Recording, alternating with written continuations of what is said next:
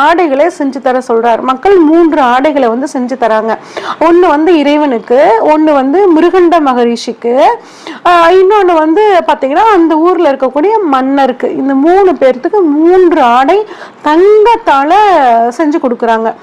அந்த ஆடையை வந்து யாகம்லாம் ரொம்ப சிறப்பா ரொம்ப கிராண்டா பண்றாங்க. முடிச்சுட்டு இந்த பூர்ணாவதி போடுவாங்க இல்லைங்க, கடைசியா அந்த பட்டாடை வந்து யாகத்துல இறைவனுக்காக சமர்ப்பிப்பாங்கல்ல, அப்ப வந்து மிருகண்ட மகரிஷி தனக்கான கொடுத்ததையும் இறைவனுக்காக மக்கள் கொடுத்ததையும் 2யும் சேர்த்து அந்த யாகத்துல போட்டுறாரு. மக்கள் வந்து என்னடா நம்ம கொடுத்ததையுமே வந்து நம்ம இவருக்குன்னு கொடுத்ததையுமே யாகத்துல போட்டாரு, இது வந்து வீணா போச்சு அப்படின்னு ஒரு கவலையோட மிருகண்ட மகரிஷிட்ட கேக்குறாங்க.